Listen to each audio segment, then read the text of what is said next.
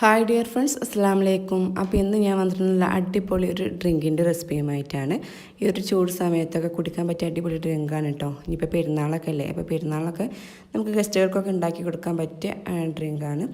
അപ്പോൾ ആദ്യം ഞാൻ ഇവിടെ ഒരു പാത്രം എടുത്തിട്ടുണ്ട്. അതിലേക്ക് 2 കപ്പ് പാലാണ് ഒഴിച്ച് കൊടുക്കുന്നത്. ഇനി ഇതിലേക്ക് ഈ സെയിം കപ്പിൽ തന്നെ 2 കപ്പ് വെള്ളം കൂടി ഒഴിച്ച് കൊടുക്കുന്നുണ്ട്. ഇപ്പം നമ്മൾ വീട്ടിൽ എത്ര പേരുള്ളത് അതിനനുസരിച്ച് നമുക്ക് ഇതിൽ പാലും വെള്ളമൊക്കെ കൂടുതലായിട്ട് ആഡ് ചെയ്യാവുന്നതാണ് കേട്ടോ. ഇനി ഇതിലേക്ക് ഒരു 2 ടേബിൾ സ്പൂണോളം മിൽക്ക് മെയ്ഡും കൂടി ചേർത്ത് കൊടുക്കുന്നുണ്ട്. പിന്നെ ഫ്രിഡ്ജിൽ നിന്ന് പുറത്തേക്ക് വെക്കാൻ മറന്നിട്ടുണ്ടായിരുന്നു കേട്ടോ. അപ്പോൾ അതാണ് ഇങ്ങനെ കട്ടായിട്ടിരിക്കുന്നത്. പിന്നെ നമുക്കിതിലേക്ക് മധുരത്തിന് ആവശ്യമായിട്ടുള്ള പഞ്ചസാര കൂടി ചേർത്ത് കൊടുക്കാം. ഇനി പഞ്ചസാര നമുക്ക് ഒഴിവാക്കിയിട്ട് മിൽക്ക് മെയ്ഡ് മാത്രമായിട്ടും ചേർത്ത് കൊടുക്കാം കേട്ടോ. അപ്പോൾ മധുരത്തിന് അനുസരിച്ചിട്ട് പഞ്ചസാരയാണെങ്കിലും മിൽക്ക് മെയ്ഡ് ആണെങ്കിലും നിങ്ങൾക്ക് ചേർത്ത് കൊടുക്കുക. അപ്പോൾ ഞാൻ 2 ടേബിൾ സ്പൂണോളം പഞ്ചസാരയും കൂടി ചേർത്ത് കൊടുത്തിട്ടുണ്ട്. എന്നിട്ട് ഇതാ സ്റ്റവിൽ വെച്ച് നമുക്കിതൊന്ന് തിളപ്പിച്ചെടുക്കണം. അപ്പോൾ ഇതാ ഞാൻ നന്നായിട്ട് തന്നെ ഇങ്ങനെ ഇളക്കിക്കൊണ്ടിരിക്കുന്നുണ്ട്. ഇനി തിളച്ച് വരുന്ന സമയത്ത് നമുക്കിതിലേക്ക് ഒരു 2-2.5 ടേബിൾ സ്പൂണോളം സേമിയ ഇട്ട് കൊടുക്കാം. ഒരുപാട് ചേർത്ത് കൊടുക്കണ്ട കേട്ടോ, അപ്പോൾ പിന്നെ ഇത് പായസമായി പോവുള്ളൂ. അപ്പോൾ ഞാൻ 2.5 ടേബിൾ സ്പൂണോളം സേമിയാണ് ഇതിലേക്ക് ചേർത്ത് കൊടുക്കുന്നത്. വറുത്ത സേമിയാണ് കേട്ടോ. ഇപ്പോൾ വറുത്ത സേമിയായാലും വറുക്കാത്ത സേമിയായാലും ഏതായാലും ചേർത്ത് കൊടുക്കുക.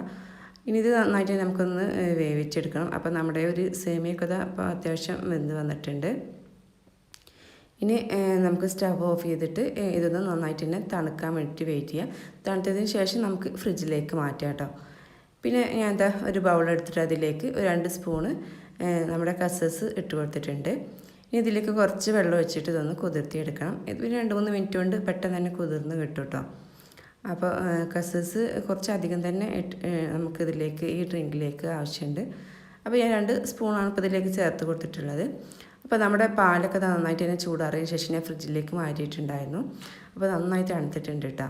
ഇനി നമുക്ക് ഇതിലേക്ക് കുറച്ച് ഐസ്ക്രീം ചേർത്ത് കൊടുക്കാം. വാനില ഐസ്ക്രീമാണ് ഞാൻ ചേർത്ത് കൊടുക്കുന്നത്.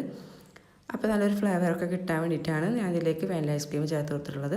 അപ്പോൾ നിങ്ങളുടെ കയ്യിൽ ഇനിയിപ്പോൾ വാനില ഐസ്ക്രീം ഇല്ലെങ്കിൽ നിങ്ങൾക്ക് വേണമെങ്കിൽ വാനില എസൻസ് ഉണ്ടെങ്കിൽ അത് ചേർത്ത് കൊടുത്താലും മതി കേട്ടോ.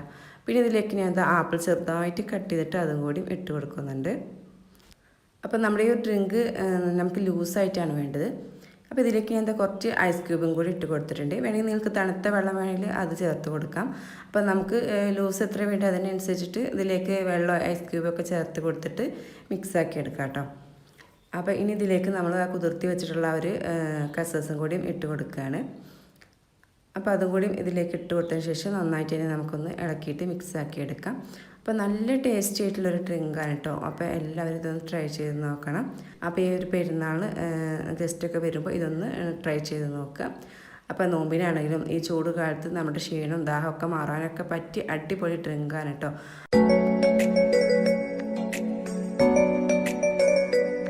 അപ്പോൾ എൻ്റെ വീഡിയോ ആദ്യമായിട്ട് കാണുന്ന കൂട്ടുകാരൊക്കെ ഉണ്ടെങ്കിൽ പ്ലീസ് ഒന്ന് സബ്സ്ക്രൈബ് ചെയ്ത് സപ്പോർട്ട് ചെയ്യുക. നിങ്ങൾക്ക് വീഡിയോ ഇഷ്ടമാണെങ്കിൽ ഷെയർ ചെയ്യാനും മറക്കരുത്. അപ്പോൾ എല്ലാവരും ഇത് ട്രൈ ചെയ്ത് നോക്കുക. അപ്പോൾ ഇനി ഈ പുതിയൊരു അടിപൊളി വീഡിയോയുമായി വരുന്നത് എല്ലാവരോടും ബൈ.